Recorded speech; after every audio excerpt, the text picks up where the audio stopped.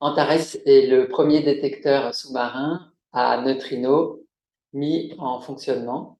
Il a été complété en 2008 avec au départ pour ambition d'être un prototype pour démontrer la possibilité d'instrumenter les abysses pour détecter des neutrinos d'origine cosmique. Ces neutrinos d'origine cosmique sont censés apporter des informations complémentaires sur les phénomènes cataclysmiques dans l'univers, là où les photons, qui sont les messagers plus traditionnels, interagissent et donc nous fournissent pas des informations sur des événements qui se produisent à grande distance, par exemple.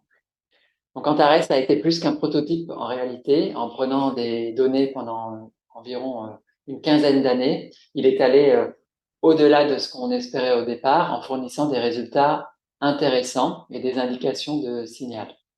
Les raisons pour lesquelles il a été capable de donner des résultats au-delà de nos espérances tiennent probablement aux performances intrinsèques qui sont inégalées dans ce qu'on appelle le pouvoir de pointage ou la résolution angulaire. Et ça tient au fait que la lumière diffuse très peu dans l'eau de mer et nous permet donc d'essayer de localiser la source des événements qui sont détectés. Alors, un des résultats principaux d'Antares qu'on peut citer, c'est justement le fait d'avoir vu un excès d'événements dans la direction du centre de notre galaxie, du plan de la galaxie. Et ce qui est intéressant, c'est que compte tenu de la localisation d'Antares, donc à une latitude tempérée, on peut prendre avantage de la rotation de la Terre sur elle-même pour regarder le centre de galaxie à certains moments. Et à d'autres moments de la journée, on va en fait mesurer le bruit de fond avec la même acceptance locale que lorsqu'on cherche du signal. Et donc, ça nous permet d'avoir une bonne contrainte sur le bruit de fond et regarder le signal dans la fenêtre en temps qui correspond à la visée du centre galactique.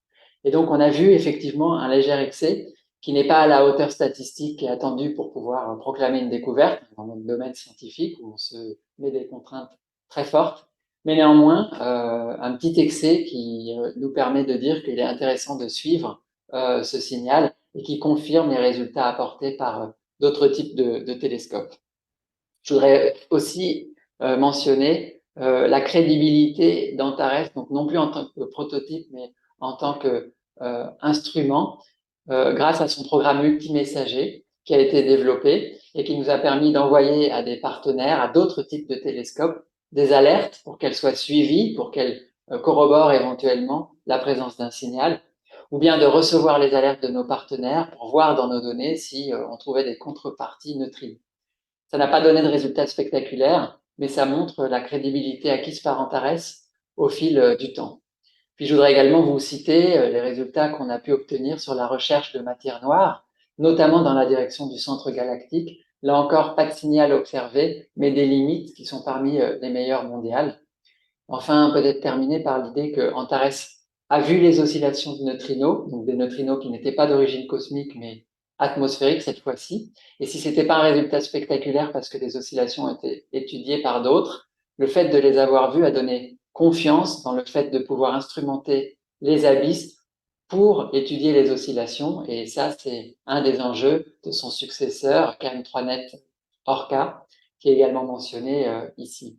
Et puis je terminerai par dire également que Antares a été en fait plus qu'un télescope à neutrinos, mais en fait un observatoire pluridisciplinaire qui a permis d'étudier le cosmos, mais aussi d'étudier l'environnement du détecteur et donc les abysses. Et donc un observatoire multidisciplinaire, comme le sera également KM3net, son successeur.